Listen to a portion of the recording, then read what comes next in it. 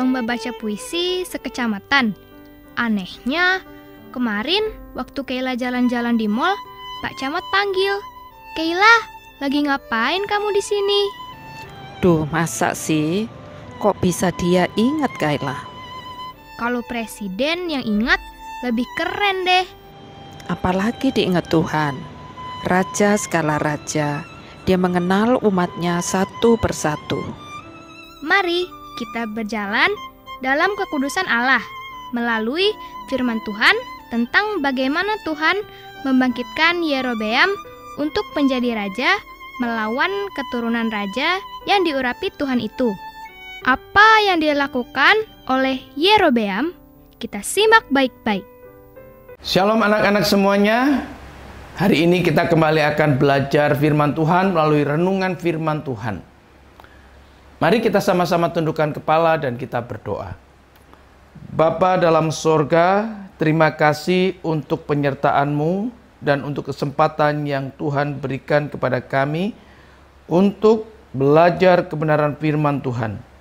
Mohon belas kasihan Tuhan untuk memberikan pertolongan pada kami, supaya firman Tuhan yang kami dengarkan tertanam dalam hati kami dan menuntun kami untuk kami boleh semakin setia dan berperilaku seperti yang firman Tuhan kehendaki. Dalam nama Tuhan Yesus kami berdoa. Amin. Ketika Allah melarang Rehabeam untuk menyerang Yerobeam, ini adalah satu kesempatan yang sangat indah untuk Yerobeam bisa menata kerajaan yang baru berdiri, yaitu kerajaan Israel yang berada di wilayah utara. Yerobeam menata kerajaan Israel dengan cara memperkuat kotanya, yaitu kota Sikem yang ada di pegunungan Efraim, dan Yerobeam tentunya juga tinggal di kota tersebut. Tapi tak hanya itu saja, Yerobeam segera memperkuat daerah Penuel. Tetapi dalam waktu itu juga, Yerobeam mulai berpikir bahwa jikalau orang-orang Israel ini tetap pergi ke Yerusalem untuk mempersembahkan kurban ke rumah Allah, maka lambat atau cepat orang-orang Israel ini bisa kembali setia kepada Rehabeam dan orang-orang tersebut akan membunuh dirinya. Nah, pemikiran seperti ini membuat Yerobeam berpikir bagaimana caranya supaya orang-orang Israel ini tidak kembali setia kepada Rehabeam.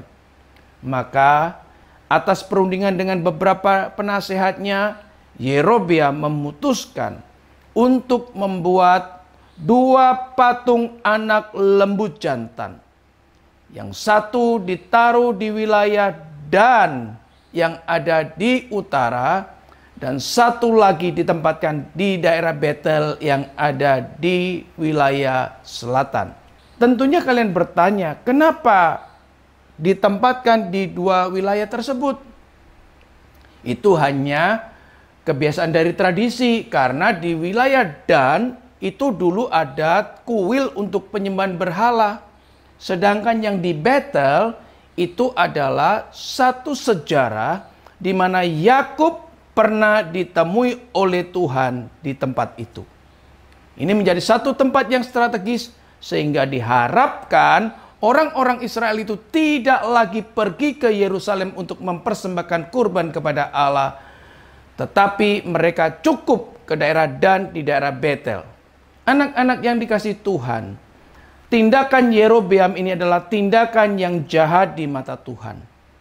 Kenapa? Karena membawa orang-orang Israel tidak lagi menyembah Allah yang hidup, Allah yang benar, Allah yang dipercaya oleh orang-orang Israel di dalam zaman yang lampau. Mereka mulai menyembah anak lembu jantan yang terbuat dari emas tersebut. Dan ketika patung itu sudah selesai, maka Yerobeam mengatakan kepada seluruh Israel demikian, "Hai Israel, lihatlah Allah Allahmu yang menuntun engkau keluar dari Mesir. Wah, kalian tentunya ingat dengan perkataan ini. Perkataan ini pernah diucapkan oleh Harun waktu orang-orang Israel berontak. Dan Harun membuat juga patung anak lembu emas. Di manakah itu? Di kaki Gunung Sinai. Dengan demikian kita melihat bahwa Yerobeam mengajak seluruh orang Israel untuk putus hubungan dengan Allah. Untuk putus dengan perjanjian covenant Allah yang diberikan kepada umat Israel. Anak-anak yang dikasihi Tuhan, kita melihat bahwa Yerobeam telah menyesatkan bangsa Israel. Tak cukup itu saja. Yerobeam juga mendirikan kuil-kuil di atas bukit-bukit pengorbanan. Semakin parah bukan? Bahwa Yerobeam membawa orang Israel jauh atau bahkan putus hubungan dengan Tuhan. Ini adalah satu hal yang sangat menyesatkan buat orang Israel. Anak-anak yang dikasihi Tuhan, dengan demikian kita juga melihat bahwa Yerobeam punya tujuan bahwa orang Israel harus putus hubungan juga dengan keturunan daripada Daud sebagai penerima janji covenant Allah tersebut. Dengan demikian juga orang-orang Israel sudah melepaskan diri, memutuskan diri hubungan dengan anak Daud yang merupakan pemimpin umat manusia. Bukan pada hari itu saja, tetapi di sepanjang masa, yaitu Yesus Kristus. Anak-anak yang dikasihi Tuhan, mari kita sama-sama belajar dari cerita ini. Bahwa jikalau Tuhan mempercayakan hal yang sangat indah pada dirimu, seperti kepada Yerobeam, jangan disalahgunakan. Yaitu kau mulai jauh dari Tuhan. Tetapi apa yang diberikan oleh Tuhan, biarlah itu membuat dirimu dan diriku semakin dekat kepada Tuhan. Amin.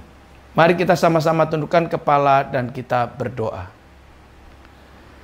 Bapa dalam surga, saat ini kami bersyukur dan berterima kasih kepadamu. Jikalau Tuhan telah menolong kami untuk merenungkan kebenaran firman Tuhan. Bapa, tolonglah supaya ketika Tuhan mempercayakan hal yang indah pada kami, kami tidak menyalahgunakan, tetapi kami sungguh-sungguh boleh mempergunakannya untuk menyenangkan hati Tuhan dan memuliakan nama Tuhan.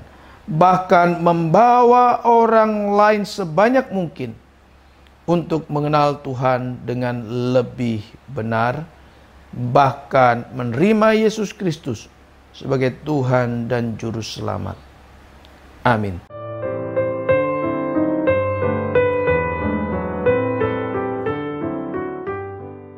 Ya ampun, bangsa Israel, lagi dan lagi nih, raja baru itu membuat patung lembu emas seperti yang dilakukan nenek moyang mereka. Itu berarti mereka mau menghancurkan karakter Allah dan merupakan pernyataan hati yang ingin lebih berkuasa daripada Tuhan. Dosa mudah terulang. Mari kita berhati-hati, jaga sikap hati teman-teman dengan bertekun dalam firman-Nya melalui 1 Raja-Raja 13 ayat 1-10. Sampai jumpa besok.